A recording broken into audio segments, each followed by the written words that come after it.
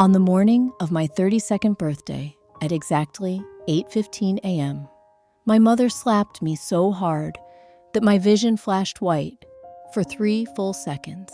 The second thing she said, before I could even lower my hand from my cheek, was, "Then get out of my house." Not hers, mine. If you've ever been thrown out of a place, you paid for a place, you signed your name under in permanent black ink, a place where every bill carried your bank account number, you already know that strange, hollow silence that follows. It isn't loud, it's worse. It feels like something inside you just stops. If you're new here, or if you've ever been the responsible daughter in a family that treats you like an ATM, instead of a human being, go ahead and hit like or subscribe. And tell me in the comments, what would you have done if your own mother demanded $200,000 from you every single month? Because that's exactly what mine demanded. And when I refused, she didn't just yell. She erased me. My name is Natalie Brooks. I'm a certified forensic accountant based in San Diego, California. I spent the last 9 years building my career auditing corporate fraud cases, companies hiding millions in offshore accounts, CEOs falsifying tax structures, entire boards collapsing because of a single spreadsheet. Numbers don't lie. People do. I learned that early, especially inside my own family. The house at 417 Court Verano Drive sits on a quiet cul-de-sac overlooking Mission Valley. 3 bedrooms, 2.5 baths, 100 square feet. Purchased 6 years ago for $842,000 in my name alone. I paid the down payment. I paid every mortgage installment. I paid the property taxes. I paid for the roof replacement when a winter storm tore shingles loose. I paid to remodel the kitchen because my mother said she couldn't live in something that looked cheap. But I never lived there. My mother, Linda Brooks, and my older sister, Vanessa Brooks, did. Vanessa is 37. She has never held a job longer than 8 months in her entire life.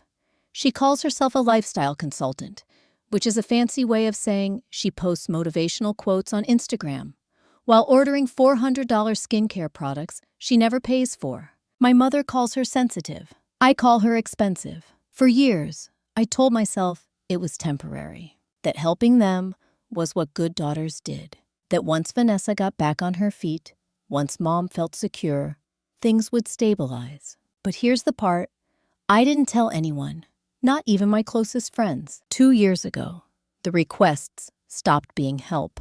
They became demands. It started small. $5,000 for unexpected repairs, then $15,000 for medical bills, then $30,000 for investment opportunities Vanessa never explained. Every transfer came with guilt. If you don't help us, who will? You know your father would have wanted this. Family takes care of family. Do you know how much guilt weighs when it's repeated for years? It becomes normal until one day the number changes so drastically that even you can't pretend it's reasonable anymore. That day came 3 weeks before my birthday. Vanessa asked me to come to the house for a family discussion. I should have known. The dining table was cleared except for one folder placed exactly in the center. My mother sat straight-backed, hands folded. Vanessa leaned back in her chair, nails tapping a slow, impatient rhythm. Neither of them smiled when I walked in. That was my first warning. Vanessa slid the folder toward me. Open it. Inside was a printed document. Clean official formatting. Bullet points. Numbers. Lots of numbers. At the top, in bold, monthly family support agreement. Below it, $200,000. Required monthly contribution from Natalie Brooks. I thought it was a joke. I actually laughed. Then I saw neither of them was laughing. My mother spoke first. You make over $4 million a year now. We checked public records. It's time you start contributing properly. Properly. That word still makes my jaw tighten. $200,000 every month wasn't support. It was control. It was ownership. It was them deciding I existed to fund their lives indefinitely. I pushed the paper back. I'm not signing this. Vanessa's tapping stopped. Her eyes narrowed. "You owe us," she said quietly. For a moment, the room went completely still. Owe them? For what? Raising me. Not throwing me out when I worked 2 jobs at 16 to pay for my own school supplies. Not asking me to help with bills when my father died and I was still in college. The anger rose so slowly, it felt cold. "I don't owe you anything," I said. That was when my mother slapped me. Hard. Her face didn't look emotional. It looked calculated, like she'd been waiting to do it. "Ungrateful," she said. Vanessa stood up and walked to the front door. She opened it wide. "Leave," she said, "and don't come back until you're ready to act like family." I remember standing there, keys still in my hand, realizing something that felt almost surreal. They truly believed that house belonged to them. Not legally, not financially, but in their minds. And then my mother said something that changed everything. Something that didn't fully make sense at the time, but would later. She said, "If you walk out now, Natalie, you'll regret it when the truth about that house comes out." I froze. "What truth?" I asked. She just smiled. Not warm, not kind, cold. Like someone holding a secret they were sure would destroy you. Vanessa laughed softly behind her, and neither of them explained what they meant. I walked out anyway, but as I drove away, one thought kept circling in my mind, like a warning I couldn't ignore. What truth could possibly exist about a house I bought myself that I didn't already know? 3 days after I was thrown out at 6:40 p.m. on a Tuesday, I received a certified letter demanding that I vacate their property within 14 days or face legal eviction. The envelope had my own home address printed on it, except my name wasn't listed as the owner. If you've ever opened a document and felt your stomach drop before your brain even processed the words, you know that exact sensation. It's like your body understands danger before logic catches up. Before I tell you what was inside that letter, let me ask you something.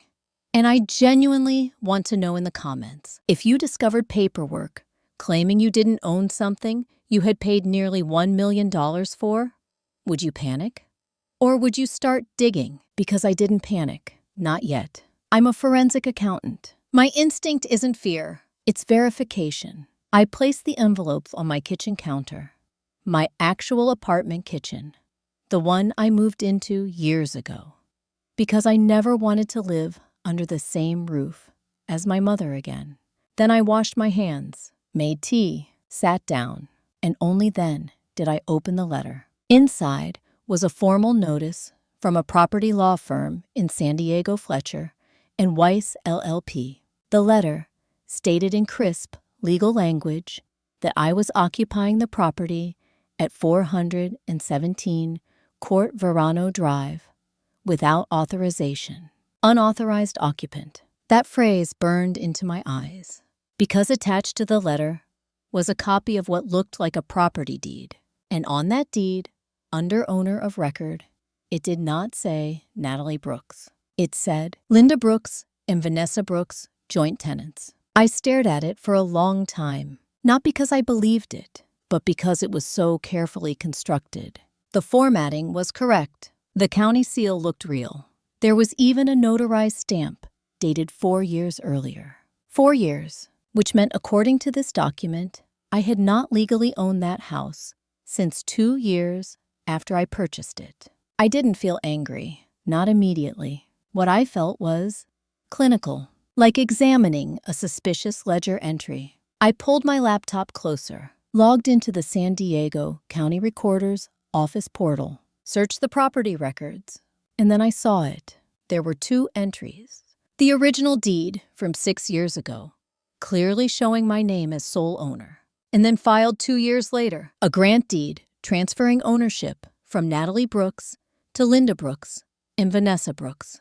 Signed, notarized, recorded. On paper, it looked legitimate, except for one detail. I had never signed that document. Not once in my life. My heartbeat slowed. That's something people don't expect when fraud happens. They expect panic. But when you deal with financial crimes for a living, you don't react emotionally. You categorize. And the category this fell into was clear. Title fraud, which is a felony in California under Penal Code 115, punishable by up to 3 years in state prison per count. And suddenly, my mother's words echoed back. You'll regret it when the truth about that house comes out. That wasn't a warning. That was a threat. They believed the paperwork was strong enough to hold up, strong enough to scare me into compliance, strong enough to force me to pay that $200,000 every month. Because if I didn't, they could legally evict me from the property they thought they had stolen. I leaned back in my chair and exhaled slowly. Then I noticed something else. The notary stamp on the document. Her name was printed clearly. Rebecca Torres, Notary Public Commission, #2 187734.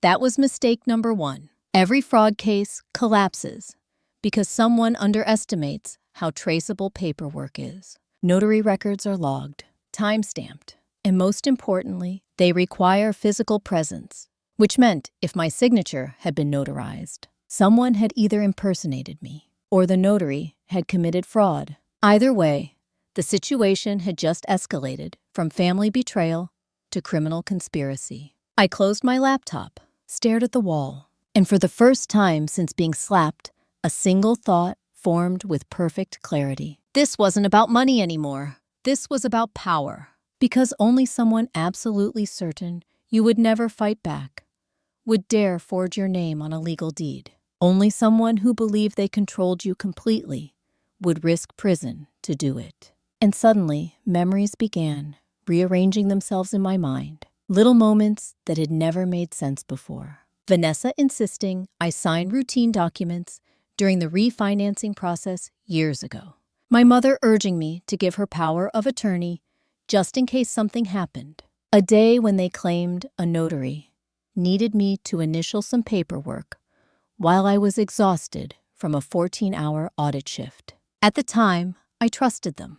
I didn't read closely. I didn't question. Because they were my family. Do you see how betrayal works? It doesn't start with something obvious. It starts with small permissions, small trust, until one day, the line has already been crossed so far, you can't see where it began. I stood up and walked to the window. The city lights of San Diego glowed below. Calm, unaware, for a long time I said nothing. Then I whispered something out loud that surprised even me. They didn't just want my money. They wanted my life. Because $200,000 a month wasn't random. It was calculated. It was just under the threshold that would allow them to maintain their lifestyle indefinitely without drawing tax scrutiny. They weren't desperate. They were strategic. And strategy meant planning. Planning meant time, which meant this had been in motion long before that slap, long before the demand, long before I realized I was no longer their daughter. I was their asset. But here's what they didn't understand. I investigate fraud for a living.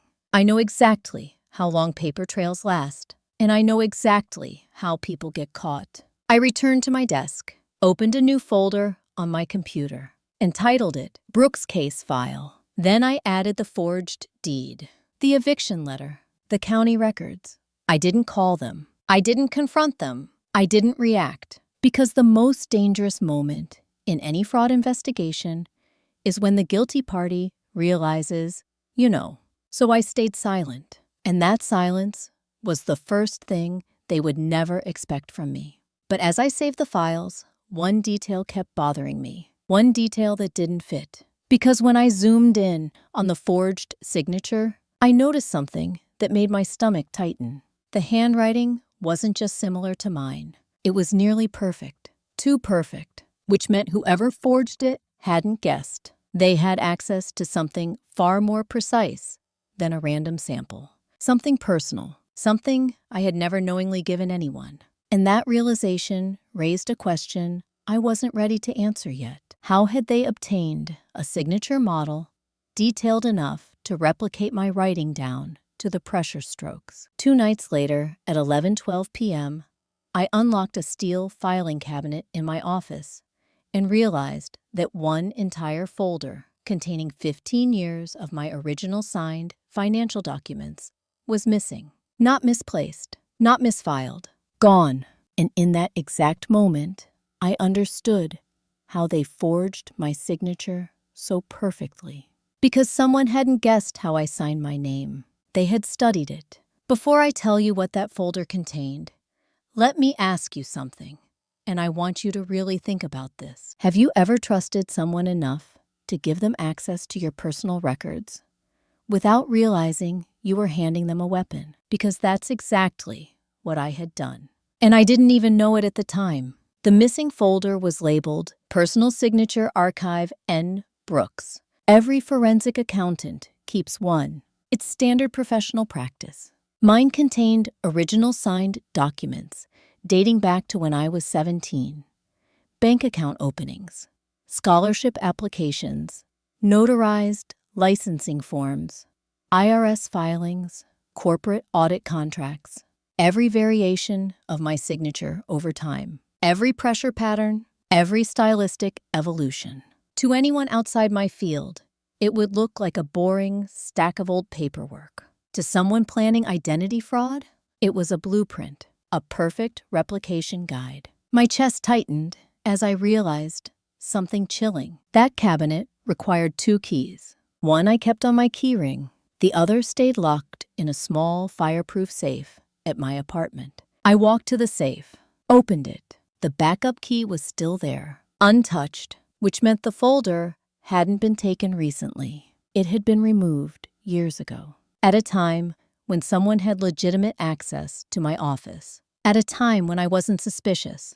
At a time when I trusted them completely. And there was only one person who had ever spent extended time inside my professional workspace. Vanessa. 3 years ago, she had come to stay with me for a few weeks after another failed relationship. She had no job, no place to go, so I let her sleep on my couch. I gave her a temporary access badge to my office building so she wouldn't have to sit outside during long audit nights. I even allowed her to help with basic administrative tasks, scanning documents, organizing file folders. I thought I was helping her rebuild her life.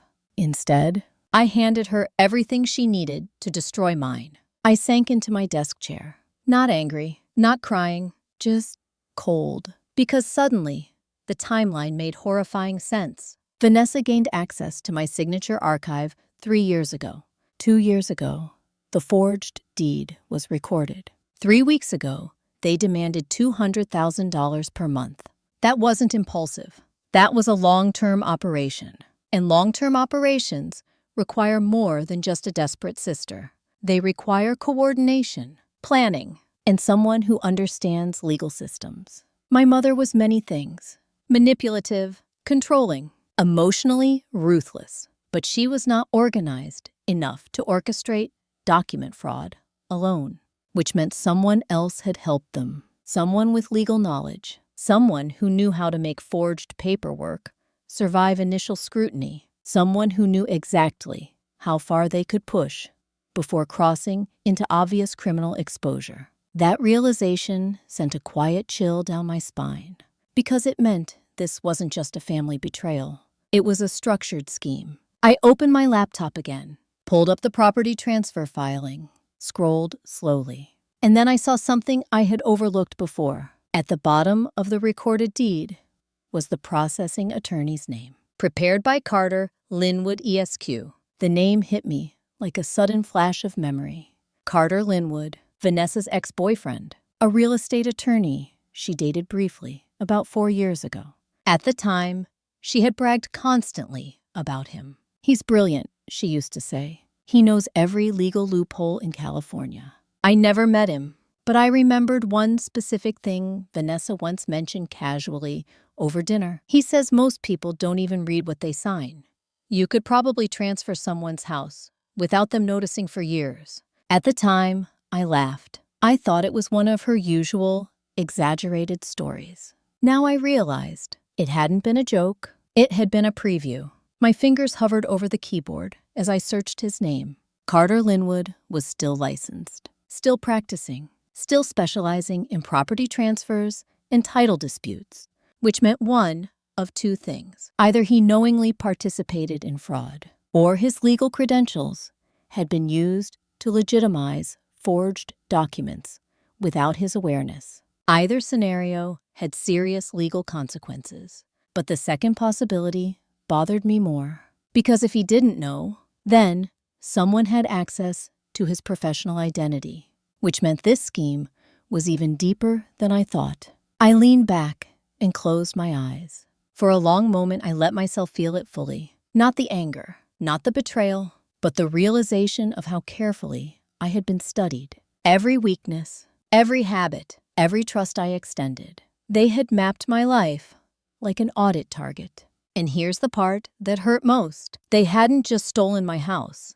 They had stolen my sense of safety. Because if your own mother and sister can plan something this calculated over years, who can you trust? I opened my eyes and whispered something quietly to the empty office.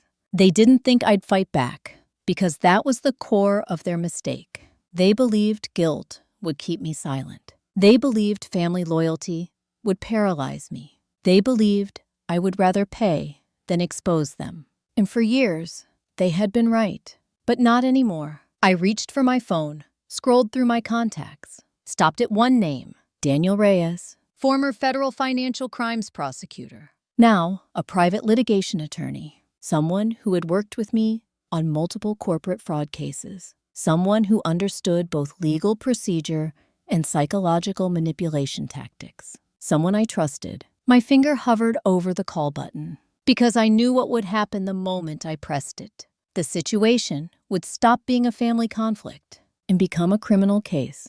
There would be investigations, subpoenas, interviews, court records, public exposure. And once that process began, there would be no going back to family. I took a slow breath.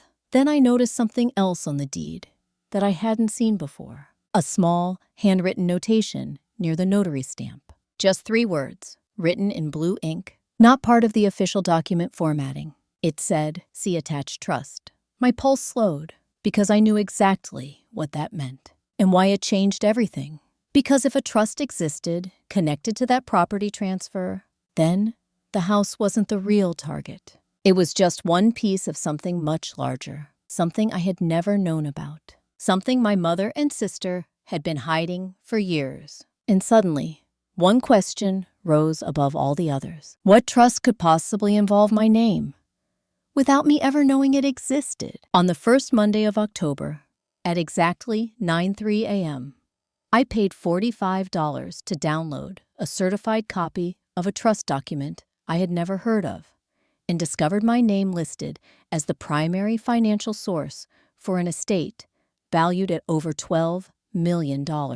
Not the beneficiary, not the trustee, the source. If you've ever seen your identity described in legal language like you are an asset instead of a person, you know how surreal that moment feels. Because that was the word they used. Source. Before I explain what that meant and why it made my hands go cold, tell me something. Honestly, have you ever found out that people close to you were planning your future without your knowledge? Not hoping, not dreaming, planning. Because that's exactly what my mother and sister had done. The trust was titled the Brooks Family Stability Trust, created 3 years ago. Filed through a private estate planning firm in Orange County. The trustee listed was Linda Brooks. The secondary trustee was Vanessa Brooks. And buried halfway through the document was a clause that made my throat tighten. Primary funding to be sustained through structured monthly contributions from Natalie Brooks in accordance with internal family agreement. Structured monthly contributions. $200,000 every month. For 20 years, I did the math automatically. That was $48 million. They weren't asking for help. They were building a lifetime financial machine using me as its engine. My chest felt tight, not from shock, but from something colder. Clarity. Because suddenly, every demand, every guilt trip, every manipulation over the last 3 years rearranged itself into a pattern. This wasn't reactive. It was systematic, and the trust contained something even more disturbing. A future distribution schedule. It showed how the money would be allocated over time. Vanessa would receive full financial control after 10 years. My mother would retain decision authority until her death. And under my name, there was a line that made my stomach twist. No distribution rights. None. Not a single dollar. Even though the entire trust depended on my money. I leaned back in my chair and stared at the screen for a long time. Because this wasn't just betrayal. It was erasure. They had legally structured a system where I would fund their lives indefinitely, without ever benefiting, without ever having control, without even being recognized as part of the estate. I wasn't a daughter in that document. I was a revenue stream. And suddenly, something Vanessa had said years ago echoed in my mind. You're lucky you're good with numbers. At least you're useful to this family. At the time, I thought it was a careless insult. Now I realized it was her truth. The trust included an attached family agreement section, not notarized, but signed, supposedly by me. I zoomed in, and there it was, my signature again, perfectly replicated, placed under a paragraph stating, I, Natalie Brooks, voluntarily agree to provide financial contributions to the Brooks Family Stability Trust in recognition of familial support and long-term care obligations. Voluntarily. That word almost made me laugh, because nothing about this had ever been voluntary. This was long-term coercion, disguised as estate planning. And here's where it became legally dangerous for them. In California, forcing financial commitments through fraud or coercion can qualify as financial abuse under Probate Code Section 859, which carries double damage penalties, meaning if proven, they wouldn't just lose everything. They could owe me twice the value they tried to extract. I closed the document slowly, because even though the legal implications were clear, something else bothered me more. The timeline. The trust was created 3 years ago, but the forged deed was filed 2 years ago, which meant the trust existed first. The house transfer came later. The house wasn't the main objective. It was collateral, a control mechanism. If I refused to fund the trust, they could threaten eviction, pressure me, break me emotionally, enforce compliance. It was a leverage tool, not the final prize. I stood up and walked to the window again. Outside traffic moved normally. People walked their dogs. A delivery truck parked across the street. The world looked calm, but inside my chest, something had shifted permanently. Not anger, not grief, something quieter, something sharper. Detachment. Because the moment you realize someone has been planning your financial exploitation for years, you stop trying to repair the relationship. You start thinking in terms of strategy. I whispered quietly, almost to myself. They didn't want a daughter. They wanted a permanent paycheck. That sentence sat in the air like a verdict. Then another thought followed, one that chilled me more than anything else. If they were willing to create a trust using forged signatures, what else had they already done using my identity? I returned to my desk and began searching deeper into the trust filings. And then I found something that made my hands still. Attached to the trust was a list of financial accounts designated for future funding. Not just one, not just two, 7 separate investment accounts, each labeled under a holding company name I had never seen before. BRS Holdings, LLC, registered in Nevada. The managing member listed was Vanessa Brooks, but under the funding authorization section, there was another name, a name I recognized instantly. Daniel Brooks, my father, dead for 9 years. My breath stopped for a moment because the document listed him as the original architect of family financial continuity planning, which made no sense. My father died bankrupt. He left no estate, no investments, no hidden accounts. I handled every financial detail after his death myself. So why was his name connected to a trust created years later? And more importantly, how could someone who died nearly a decade ago still be listed as a financial architect for a system designed to extract money from me? One thought rose, slowly heavy and impossible to ignore. What if the biggest lie in all of this wasn't about the house, wasn't about the trust, but about something much older, something connected to my father, something I had never questioned until now? And suddenly, one quiet, terrifying question formed in my mind. What if my father hadn't actually died the way they always told me he did? 9 years ago, on a rainy Thursday in March, my mother told me my father died at exactly 2:17 a.m. from heart failure, and that the hospital had already handled all the paperwork, so there was nothing for me to worry about. I was 23, grieving, exhausted, and I believed her. If you've ever lost someone suddenly and trusted a family member to manage the details, you already know how easy it is to accept whatever they tell you. Because in those moments, you're not thinking like an investigator. You're thinking like a daughter who just lost her father. Before I explain what I discovered that day and why it changed everything, let me ask you something. If you found out years later that the official story about a loved one's death didn't match the legal records, would you want to know the truth, even if it destroyed what little peace you had left? Because I didn't expect to question my father's death, not until I saw his name in that trust. The moment I read it, something deep in my memory stirred.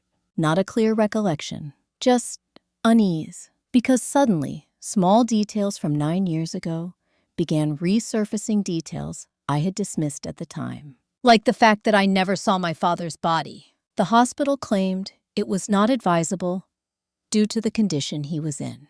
Like the fact that there was no funeral service. My mother said he had requested a private cremation. Like the fact that all financial matters were handled entirely by her. She told me there were debts, that he had left nothing behind, that everything had already been settled. And at 23, overwhelmed by grief and juggling 2 jobs while finishing my CPA certification, I accepted it. I didn't verify.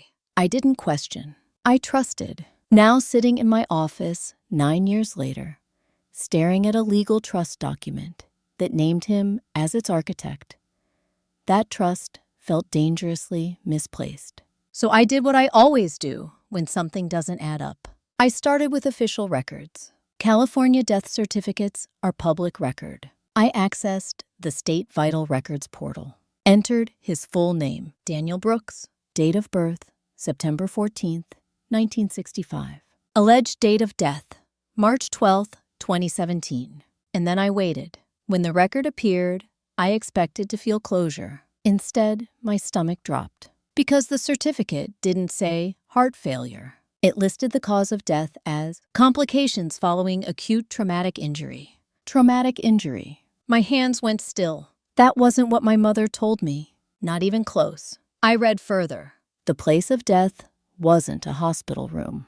It was listed as Emergency Department, County Trauma Center. And under the incident classification, there was a line that made my chest tighten. Pending investigation at time of report. Investigation? That word echoed in my mind. Because no one had ever mentioned an investigation. Not once. Not by my mother. Not by Vanessa. Not by any relative. I leaned back slowly, trying to steady my breathing. Because the more I read, the more the story I had accepted for nearly a decade began to fracture. The certificate also listed something else. Under notifying authority, San Diego Police Department, which meant my father's death wasn't just medical. It involved law enforcement. I felt a strange, hollow sensation. Not grief, not shock, something colder, like realizing you've been living inside a story someone else wrote for you. I whispered quietly to the empty room. What really happened to you, Dad? Because suddenly, his name appearing in that trust didn't feel random. It felt connected, deliberate, almost like someone wanted to anchor the trust's legitimacy to his memory, to make it seem like his idea, his legacy, his plan, which would make it emotionally harder for me to challenge. And that realization hit me with brutal clarity. They weren't just exploiting my finances. They were using my father's name as a psychological weapon. I pulled up another database, police incident records, searched his name again, and there it was, a case file reference number, dated March 11th, 2017, the night before his official time of death. The classification was brief, just 2 words: domestic disturbance. My heart slowed because those 2 words carried a weight I didn't want to fully understand yet. I clicked deeper, but the details were restricted. Only a summary was visible. It stated, responding officers documented physical altercation at private residence involving adult family members. No names listed, no specifics, just that. I stared at the screen for a long time because I remembered that night. I had been at work, pulling a 16-hour shift during tax season.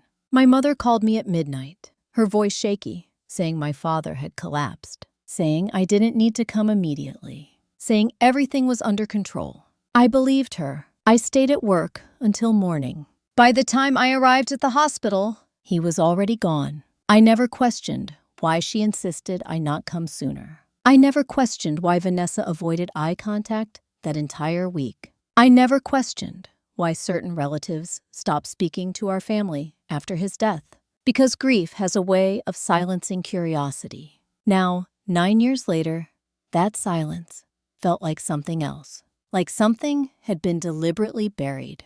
And here's what terrified me most. If my father's death involved a domestic disturbance, then someone inside that house was present when it happened. Someone who knew the truth. Someone who had never told me. I felt my jaw tighten as the realization settled in, because there were only 2 people who had been living in that house at the time. My mother and Vanessa. I closed the database window slowly because the implications were too heavy to absorb all at once. Instead, I focused on what I knew for certain. My father's death was not what I had been told. His name was now being used in a trust designed to control my finances, and the people responsible for both were the same 2 people who had slapped me, forged my signature, and tried to evict me from my own home.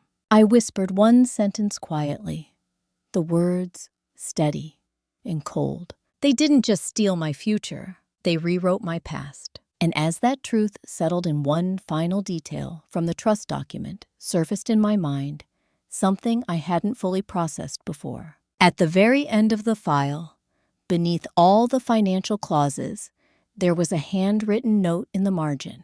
Not typed, not official, just written in pen. It said, activation contingent upon Natalie compliance, as discussed the night Daniel fell. The night Daniel fell. Not died, fell. And suddenly, a question formed that made my chest feel hollow. What exactly had happened in that house on the night my father didn't just die, but fell? 9 years ago, at exactly 11:48 p.m., on the night my father fell, a neighbor placed a 911 call reporting screaming glass breaking and a man shouting, "You're going to kill me." I didn't learn that until I requested the full police audio file and listened to it alone in my office at 1:03 a.m. And when I heard the recording, my hands stopped moving for a long time, because that voice was unmistakably my father's. Before I tell you what else was on that recording and why it shattered everything I thought I knew, let me ask you something. If you discovered that the official story of a loved one's death was carefully edited to remove the most important details, would you still want justice, even if it meant exposing your own family? Because at that moment, I knew there was no turning back. The recording started with static. Then, a woman's frantic voice, the neighbor speaking quickly. "There's yelling next door. It's getting violent. I think someone just hit something. Please send someone."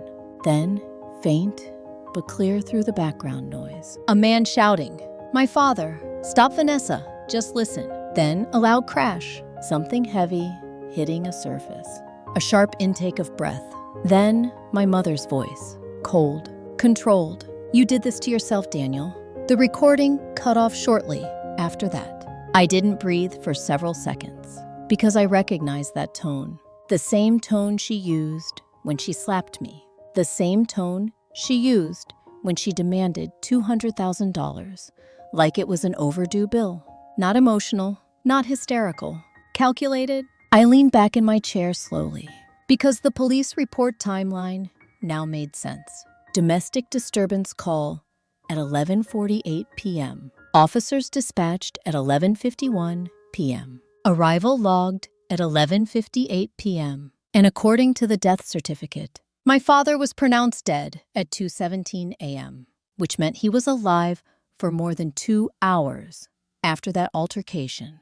2 hours, long enough for statements, long enough for explanations, long enough for someone to shape the narrative. I opened the case summary again, this time reading more carefully. There was a line I had missed earlier. No charges filed, insufficient evidence. Insufficient evidence. Those words carried weight because they didn't mean nothing happened. They meant something happened that couldn't be proven or couldn't be pursued. I pressed my fingers against my temples because suddenly a memory surfaced with painful clarity. The week after my father's death, I had asked my mother directly what happened before he collapsed. She didn't answer immediately. She simply said, "He tripped on the stairs." At the time, I didn't question it. Now I knew why that explanation felt vague, because it wasn't the full story. He hadn't just fallen. He had fallen after an argument, after a physical altercation, possibly after being pushed. And that realization shifted something inside me permanently. Because if my father's death involved violence inside that house, then everything my mother and sister built, afterward the trust, the forged documents, the financial control, was layered on top of something far darker, something rooted in that night. I stood up and walked to the window, again my reflection faint in the glass. For years, I had believed my family was broken, but now I saw something else. They weren't broken, they were strategic. Because if they had hidden the truth about my father's death successfully for nearly a decade, forging my signature and creating a fraudulent trust would have felt easy by comparison. I whispered quietly, the words sharp and steady. They didn't just lie to me. They trained me not to question them. That sentence hung in the air like a realization I couldn't unlearn. Then another detail from the police file surfaced. Something I hadn't noticed before. Under the responding officer's notes, there was a brief line. Second adult female present, refused formal statement. Second adult female. That had to be Vanessa, which meant she had been there. She had witnessed everything, and she chose not to speak. That silence now felt deliberate, protective, complicit. I returned to my desk and opened the trust document again. Scrolled to the handwritten margin note. Activation contingent upon Natalie compliance, as discussed the night Daniel fell. That wasn't just a casual reference. It implied something specific, something agreed upon, which meant the trust wasn't simply created years later. Its concept likely originated that very night. The night my father died. The night something happened that gave my mother and sister leverage over each other and over me. And suddenly, a terrifying possibility formed in my mind. What if my father hadn't just opposed the trust? What if he had discovered what they were planning to do with me and tried to stop them? Because if that were true, then his death wasn't just an accident. It was the moment that made their entire financial scheme possible. My chest tightened as another realization followed. If they were willing to hide the truth about his death, then they had already proven they could coordinate long-term deception, which meant there was almost certainly more evidence somewhere, something they believed was safely buried, something they assumed I would never look for. And that's when I noticed one final detail in the police report that made my pulse slow.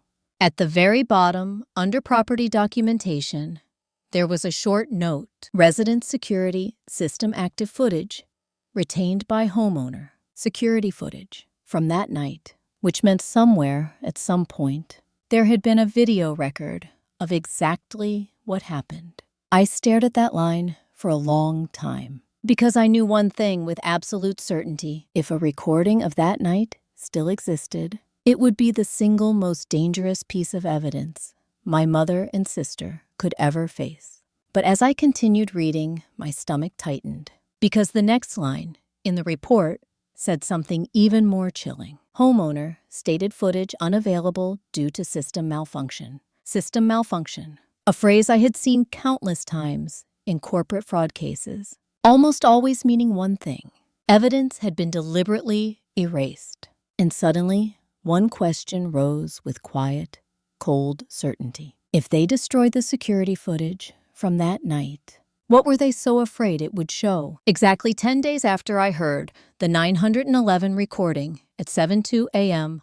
on a quiet Saturday, I drove past the house I bought for my mother, and for the first time in my life, I didn't stop. I didn't call. I didn't confront. I didn't even slow down, because by then, I had already decided something they would never expect. I was going completely silent. Not passive silence. Not defeated silence, strategic silence. And if you've ever dealt with people who rely on emotional chaos to control you, you know how terrifying your calm becomes to them. Let me ask you something before I tell you what happened next. What scares manipulative people more, anger or indifference? Because the moment I stopped reacting, they started losing control. For the next 3 weeks, I did exactly what they wanted least. Nothing. I didn't respond to their calls. I didn't answer their legal notices. I didn't acknowledge the eviction threat. I didn't confront them about the forged deed, or the trust, or the police records, or my father. Instead, I continued my routine with almost surgical precision. I went to work. I completed audits. I attended meetings. I paid my bills. And at night, I built a case file, methodically, quietly. Every document went into organized digital folders: deed fraud, trust documentation, police records, signature archive access. Each folder cross-referenced, time-stamped, indexed. I didn't rush, because fraud cases aren't won by emotion. They're won by patience. And while I stayed silent, they grew louder. The first voicemail from Vanessa came 3 days after I stopped responding. Her tone wasn't angry. It was mocking. You think ignoring us changes anything? You signed everything, Natalie. You don't have a choice. That word again. Signed. They were still relying on the illusion of legal authority. They believed the paperwork would hold. They believed I would eventually panic. Then came my mother's messages. More calculated. You're making this harder than it needs to be. You know we only want what's fair. If you keep resisting, lawyers will get involved. That last line almost made me smile, because lawyers were already involved. They just didn't know it yet. I hadn't told Daniel Reyes anything about my father's death, or the trust, or the forged deed. Not yet, because I wasn't ready to open the legal front. Not until I understood every layer of what they had done. And there was still one critical piece missing: proof of intent. Because in financial crimes, intent is everything. Forgery alone can sometimes be explained away. Miscommunication, clerical error, misunderstanding. But a coordinated long-term plan to control someone's finances, that required evidence showing knowledge, planning, premeditation, which is why I stayed silent. Because silence does something powerful in these situations. It forces the guilty party to reveal more. And they did. 2 weeks into my silence, I received an email from an unfamiliar address. Subject line: final notice before legal action. Attached was a PDF, not from a law firm, from Vanessa. And inside was something they never should have sent. A spreadsheet titled Projected Natalie Contribution Timeline. It wasn't vague. It wasn't general.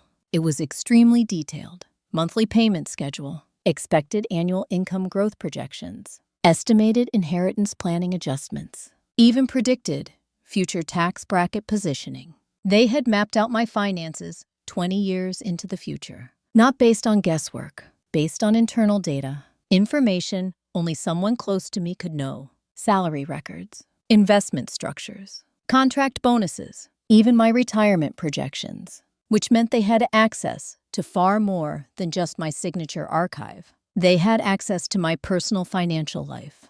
And that realization hit with cold clarity. This wasn't just document fraud. It was long-term financial surveillance. I leaned back slowly, because suddenly, a pattern emerged that made my chest feel hollow.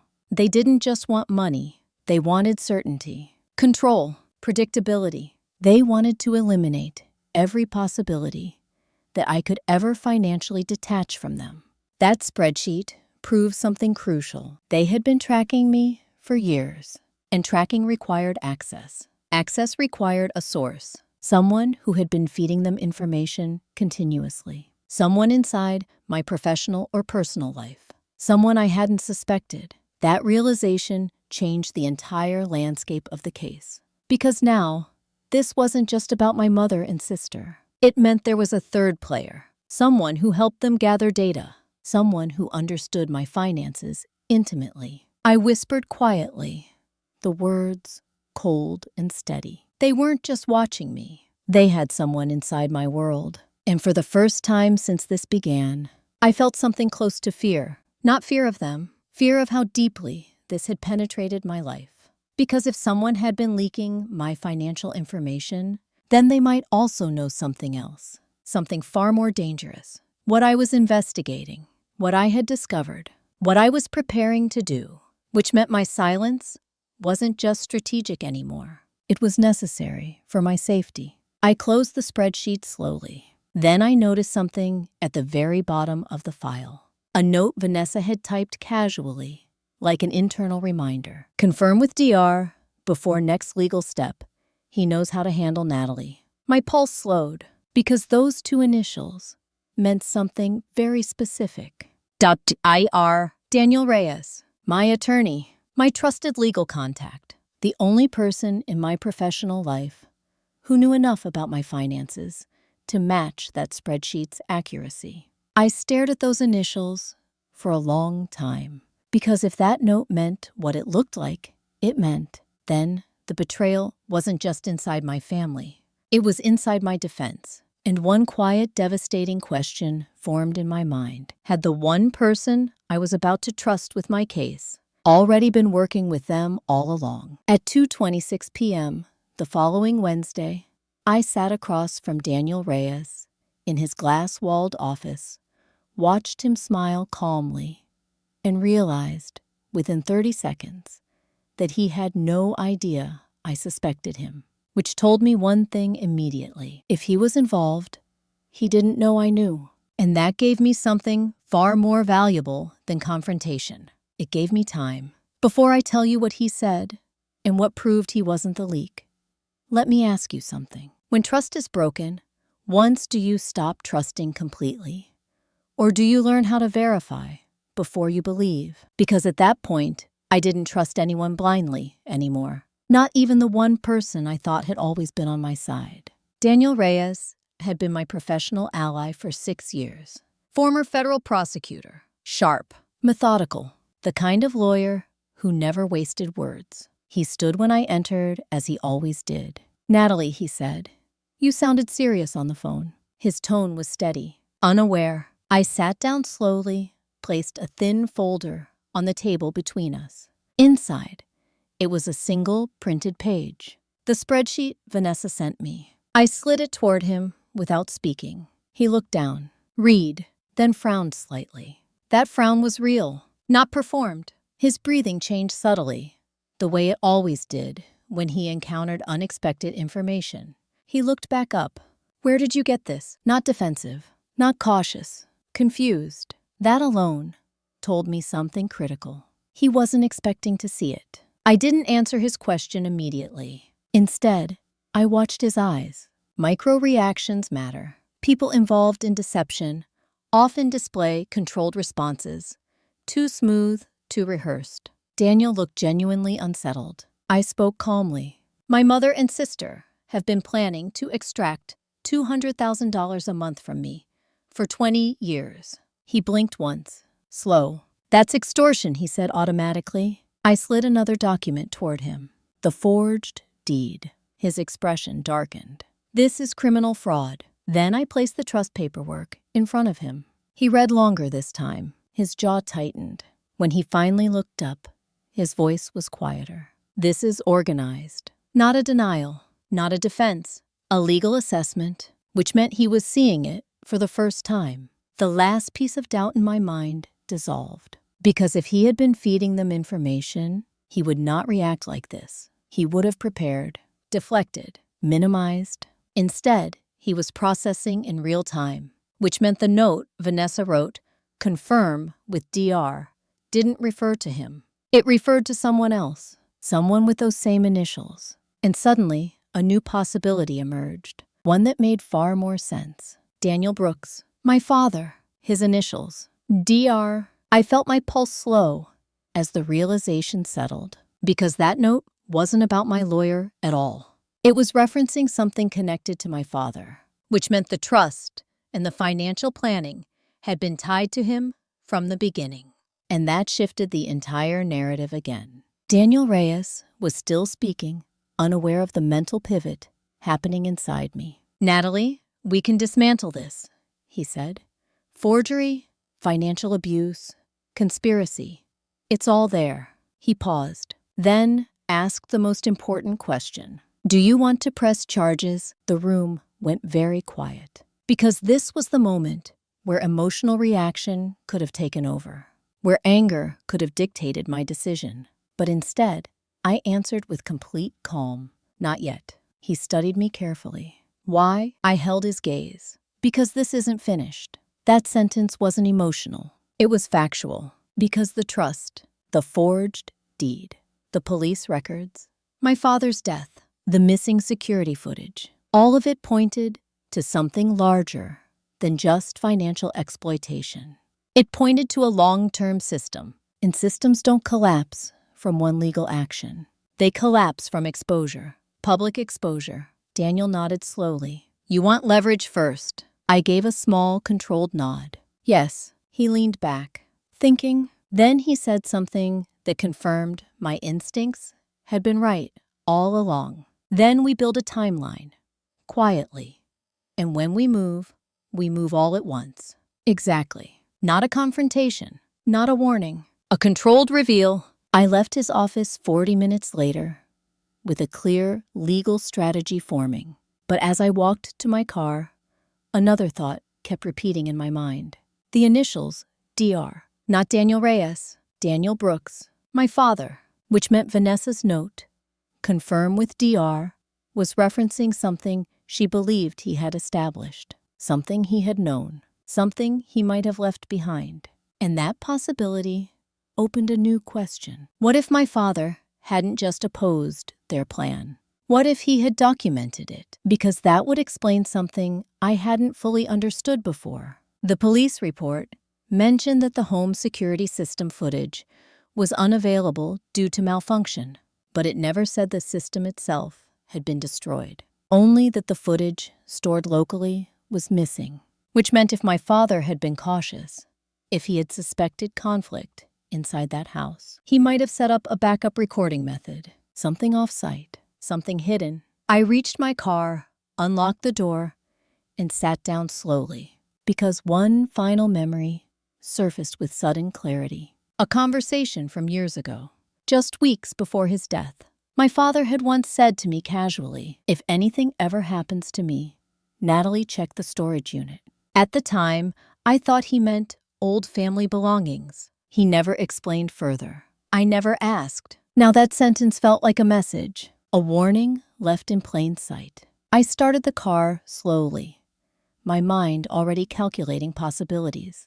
Because if a storage unit existed under his name, and if it hadn't been accessed since his death, then whatever was inside could still be waiting, undisturbed, and possibly contained in something far more powerful than documents, something capable of exposing everything my mother and sister had hidden for nearly a decade. But as I pulled out of the parking lot, one chilling thought surfaced. If my father left evidence somewhere, and they knew it existed, why hadn't they already destroyed it? Unless they didn't know where it was. Or worse, they believed it had already been found. And that realization raised a quiet, dangerous question. Had someone else already accessed my father's storage unit before I even knew it existed? On a gray Tuesday morning at 8:37 a.m., I stood in front of a rust-colored storage unit door with the number B214 painted crookedly across it, and realized I was holding a key I hadn't touched in 9 years. It was attached to a small metal tag, stamped with just 2 letters, DB, Daniel Brooks, my father. Before I tell you what I found inside that unit and why it changed everything, let me ask you something. If someone you lost long ago had left behind a truth they knew would destroy your family, would you open the door anyway? Because I hesitated, not from fear of what I might see, but from knowing that once I did, there would be no going back. The storage facility sat on the outskirts of Escondido, about 30 minutes north of San Diego. A quiet place, chain-link fencing, security cameras angled at every row. Rows of identical metal doors that looked like they held nothing more than forgotten furniture and old paperwork. According to the rental records, I requested the day before the unit had been opened exactly once since my father's death. Once, 9 years ago, 2 days after he died. The access log listed the visitor as Linda Brooks. After that, no entries, no visits, no changes to the lock, which meant whatever was inside had been untouched for nearly a decade. I inserted the key slowly. For a moment, my hand paused, because something about that moment felt heavy, like standing at the edge of a truth I had unknowingly spent years avoiding. Then I turned it. The lock clicked. The metal door rattled as I lifted it, and the smell hit me first. Dust, paper, old fabric, time. Inside, the unit wasn't filled with furniture like I expected. It was organized, carefully, almost obsessively. There were 3 metal filing cabinets, a folding table, and several sealed plastic bins stacked neatly against the back wall. This wasn't storage. This was an archive. My chest tightened as I stepped inside, because that alone told me something important. My father hadn't left random belongings here. He had left information. I approached the nearest filing cabinet, opened the top drawer, and froze, because the first folder inside was labeled in his handwriting. Linda Financial Records. Underneath it were several more folders. Vanessa Credit History, Property Documentation, Insurance Claims, and then one that made my breath catch. Natalie Protection File. Protection. Not financial, not inheritance. Protection. My hands felt strangely steady as I pulled that folder out. Inside were copies of my bank records, employment contracts, tax filings, even copies of my early audit certifications, all meticulously organized, all gathered years before I knew he was doing it. And on the inside cover of the folder, written in his handwriting, was a single sentence. If you're reading this, it means I wasn't able to stop them. My vision blurred for a moment, not from tears, from the sheer weight of what that sentence implied. He knew, long before I did. He knew what they were planning. He knew they intended to control me financially, and he had tried to prepare something to protect me. I took a slow breath and kept reading. There were notes, dates, observations. He had documented conversations, financial irregularities, Vanessa's growing debts, my mother's increasing reliance on my income projections. And then, near the bottom of the folder, there was a section marked Trust Planning Discussions, Private. Inside were typed pages, printed emails, and handwritten notes describing meetings between my mother Vanessa and a legal advisor. Meetings that took place nearly a year before my father died, which meant the trust wasn't conceived after his death. It was planned while he was still alive, without his consent. I sat down slowly on the folding chair beside the table, because the timeline was now undeniable. They had been planning to financially bind me long before the night he fell. And according to my father's notes, he had discovered their plan weeks before his death. One note, dated just 6 days before the incident, read, "Confronted Linda tonight. She admitted they expect Natalie to owe the family for life. Refused to discuss further. Vanessa present extremely hostile." Another note, written 2 days later. "They are escalating. Mention transferring assets before Natalie notices.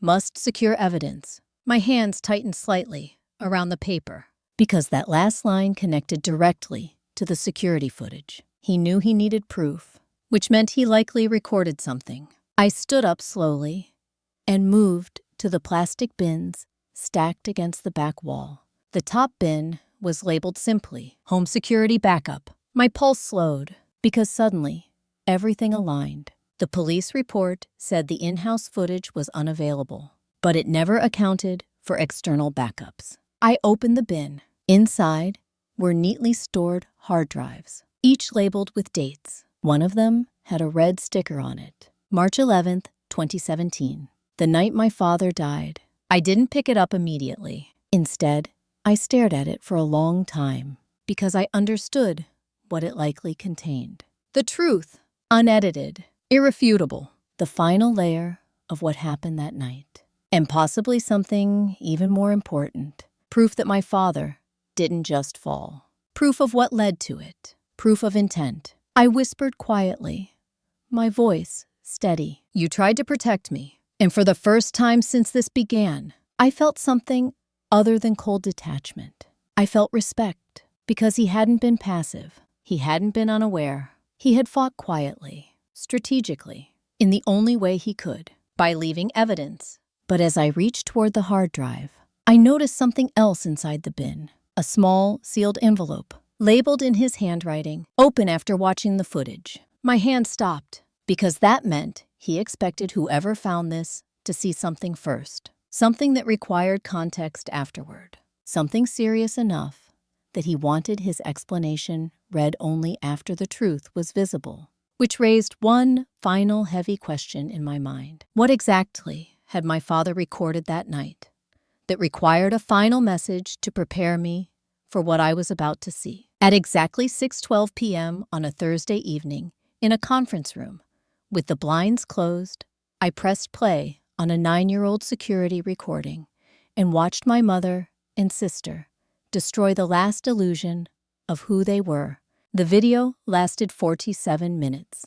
By the end of it, there was no ambiguity left. Before I tell you what happened in that footage and why it became the most devastating evidence in everything that followed, let me ask you something. If the truth about your family came with proof so undeniable it could send them to prison, would you still watch it all the way through? Because I almost didn't, but I did. The recording came from a camera mounted in the upstairs hallway of the house.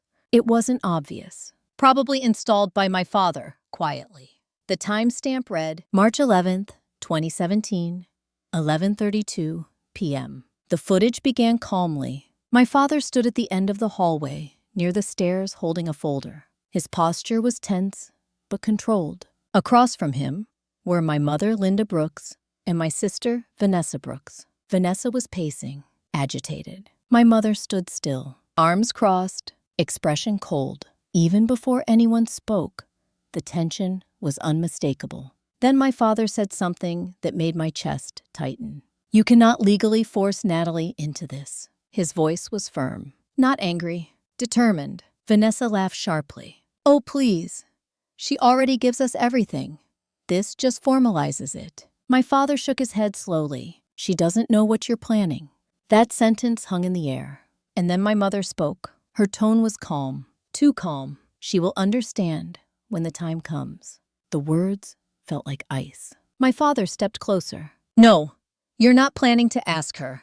You're planning to trap her. Silence followed. Long, heavy. Then Vanessa's voice turned sharp. She owes us, Dad. You know that. The entitlement in her tone was chilling. My father's reply came quietly, but with unmistakable weight. No one owes their family their entire future. For a moment, no one moved. Then my mother's expression hardened. She does. One word. Cold. Absolute. And in that moment, something shifted in the room. My father exhaled slowly, then held up the folder he was carrying. I have documented everything he said. If you move forward with this, I will take it to a lawyer. Vanessa's face changed instantly. From confident to furious. You would destroy your own family over her, she snapped. My father didn't hesitate. I would protect my daughter. That was when everything escalated. Vanessa stepped forward suddenly, her movements sharp. You're ruining everything. She grabbed for the folder. My father pulled it back. There was a brief struggle. Then, my mother moved. Quickly, not hesitantly. She shoved my father's shoulder. Hard. He stumbled backward, hit the hallway railing, lost his balance, and fell down the stairs. The sound of his body hitting the steps echoed through the recording. Then silence. Vanessa froze. My mother didn't. She walked calmly to the top of the stairs and looked down. For several seconds, she said nothing. Then she spoke quietly. This is what happens when people don't know their place. My stomach turned. Vanessa's voice shook. What do we do? My mother's answer came without hesitation. We say he fell. Not panic, not shock, a decision. Cold, immediate. Then she added something that made my chest feel hollow. And we proceed with the plan. The recording continued for several minutes after that. Vanessa crying, my mother making phone calls.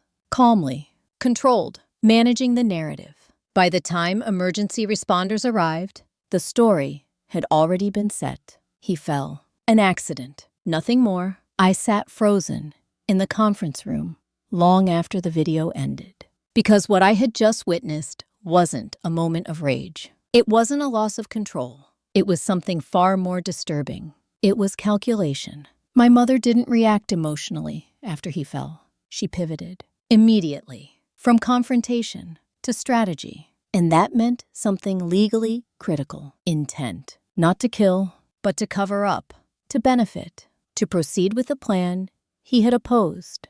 That distinction would matter in court. Daniel Reyes sat across from me in silence. He hadn't spoken once during the recording. When it ended, he finally exhaled. That, he said quietly, changes everything. He was right, because this wasn't just about financial fraud anymore. This was evidence tied to a wrongful death investigation, a case that had never been fully pursued, a truth buried for nearly a decade. And now, irrefutable. I reached slowly for the sealed envelope my father had left, the one labeled "Open after watching the footage." My hands felt steady as I opened it. Inside was a single handwritten letter. His handwriting, familiar, careful.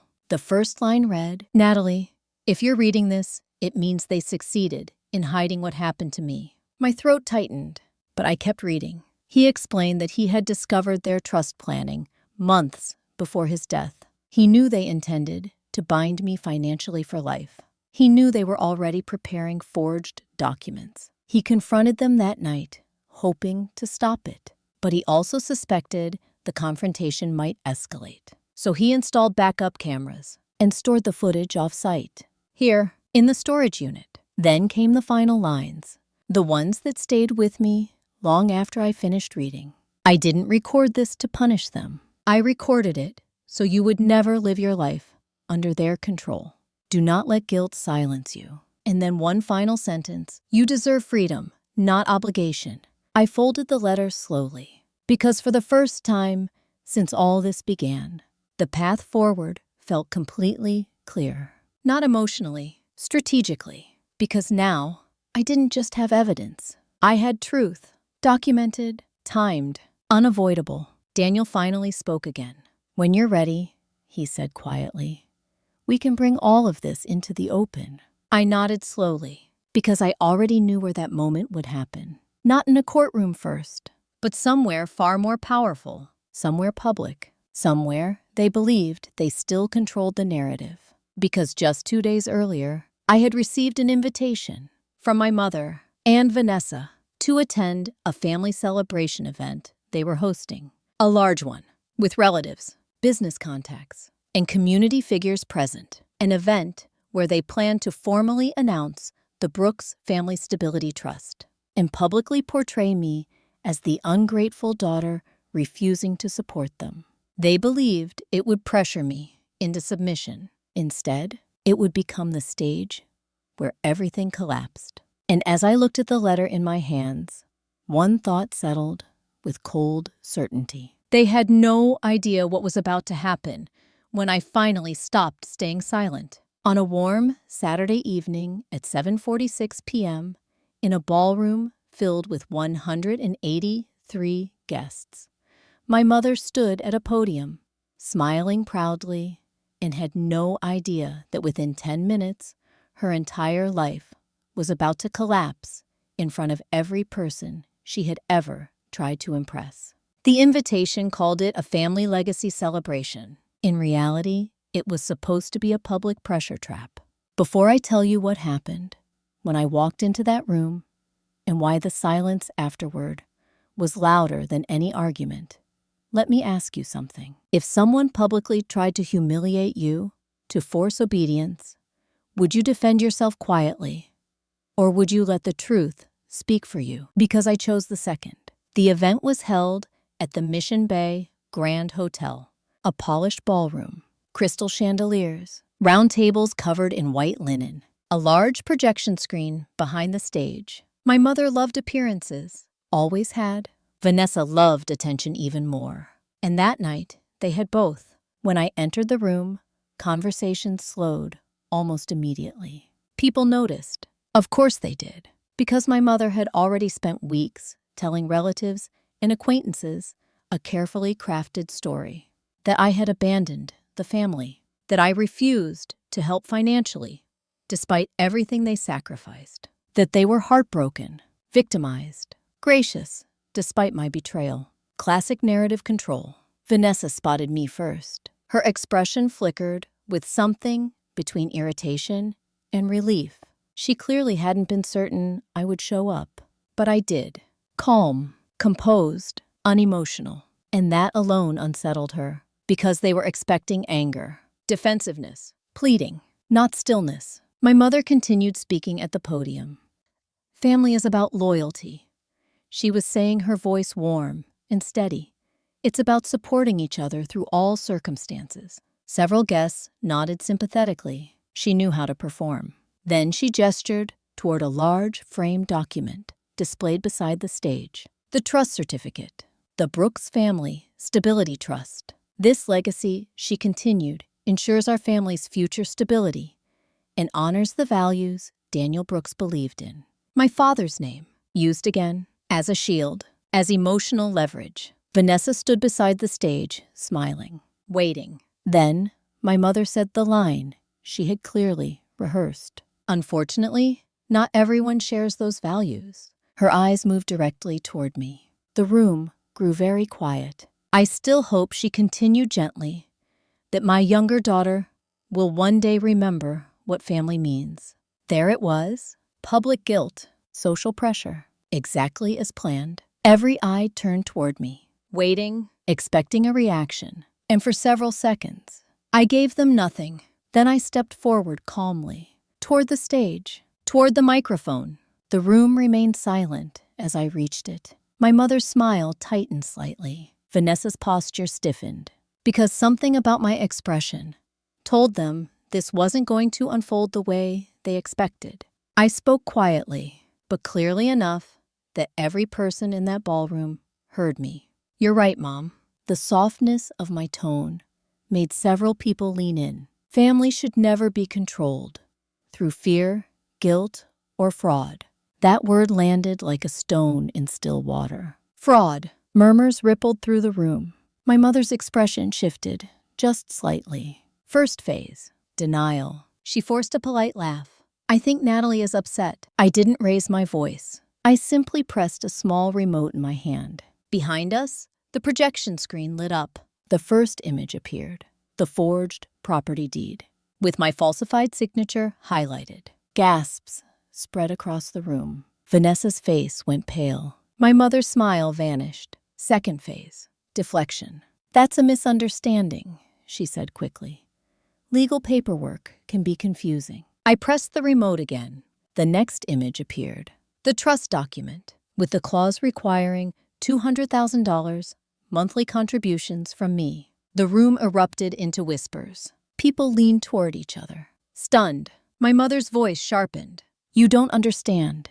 This was agreed. I pressed the remote a third time, and the ballroom fell completely silent, because the screen switched from documents to video. The security footage. Timestamp visible, audio clear. My father's voice filled the room. You cannot legally force Natalie into this. The air changed instantly. Vanessa took a step backward. My mother froze. Guests stopped breathing. The footage played exactly as it had in my office. The argument, the struggle, the push, the fall. My mother's calm voice afterward. We say he fell. When the video ended, the silence that followed was absolute. Not a whisper, not a movement, only shock. And in that silence, the final phase began. My mother's collapse. Her voice trembled. This isn't what it looks like. Denial had failed. Now came blame. He attacked us first, she said desperately. We were defending ourselves, but her words sounded weak, unconvincing, because everyone had seen the footage. He hadn't attacked. He had resisted, protected. Then Vanessa broke. Her voice cracked. You weren't supposed to keep that recording, she whispered. That sentence alone shattered everything, because it confirmed knowledge, intent, awareness. And then she did what people always do when they realize they're cornered. She tried to become the victim. We were desperate, she cried. We had nothing.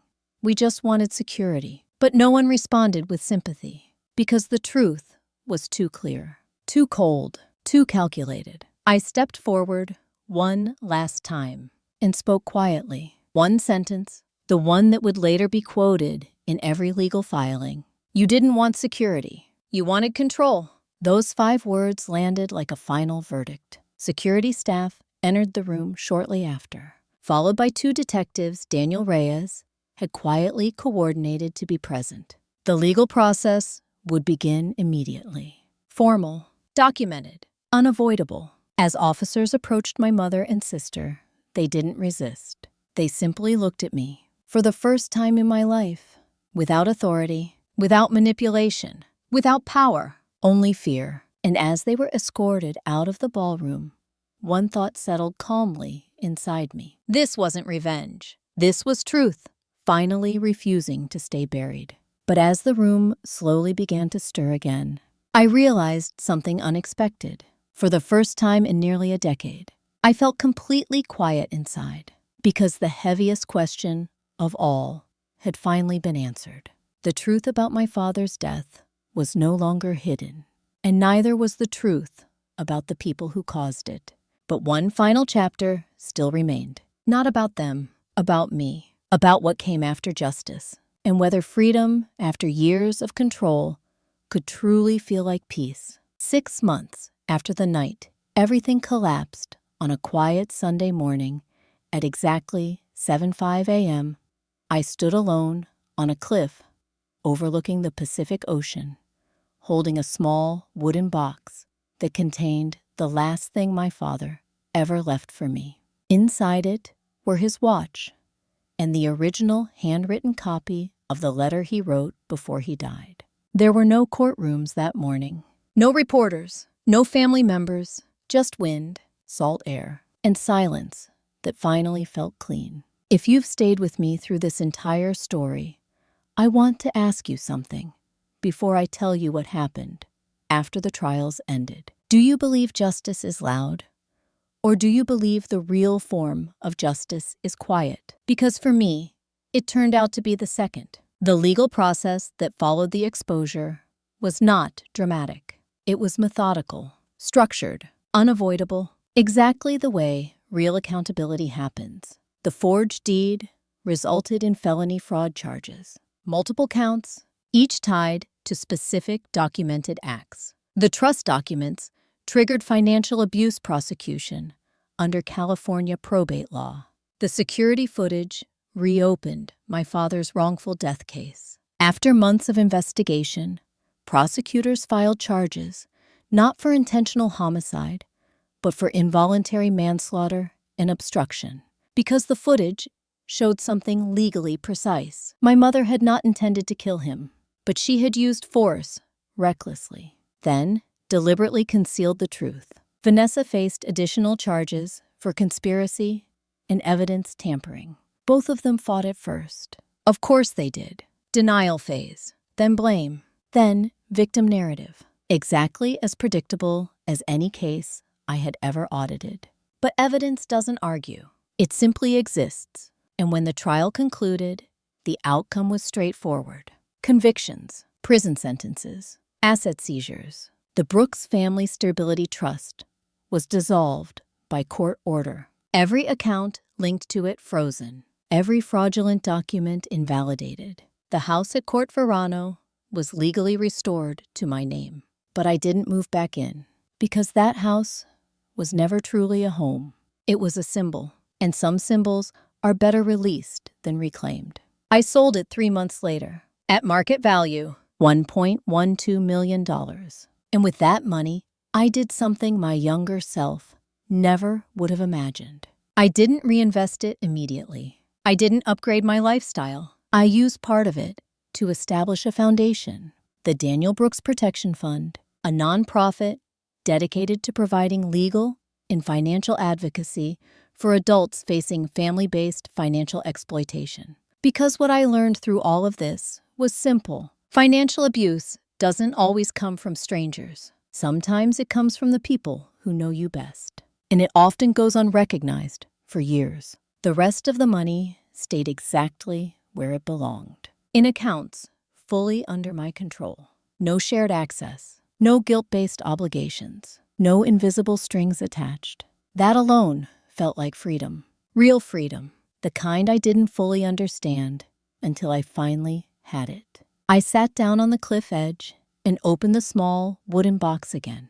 The letter inside had one sentence underlined twice in my father's handwriting. You deserve freedom, not obligation. For years, I didn't understand what he meant because I thought obligation and love were the same thing.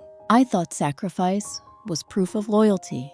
I thought enduring mistreatment quietly was what good daughters did. Now I knew better. Love doesn't demand your future. Family doesn't erase your autonomy. An obligation built on guilt isn't love. It's control. I placed the watch back into the box gently, then closed it. And for a long moment, I simply watched the waves below. Steady, endless, unconcerned with the past. That was when something settled inside me completely. Not relief, not happiness, something quieter. Peace. Because revenge, real revenge, wasn't what people imagine. It wasn't shouting. It wasn't rage. It wasn't destruction. It was living without the weight of someone else's control. It was boundaries that no one could cross again. It was the absence of fear. I stood up slowly. The wind moved through my hair. The ocean stretched wide and open ahead. And I whispered one last sentence. Not to them. Not to the past, but to myself. I am not responsible for anyone's life, but my own. That became my boundary. Permanent, unbreakable.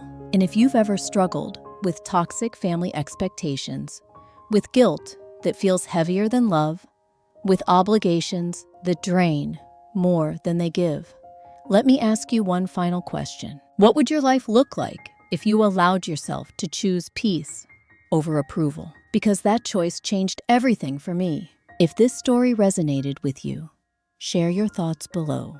Tell me where you would have drawn the line. And if you want to hear another story about hidden family betrayal and quiet justice, one that begins with a wedding invitation and a bank account that disappeared overnight stay with me. Because sometimes the most dangerous secrets are the ones hidden inside the word family.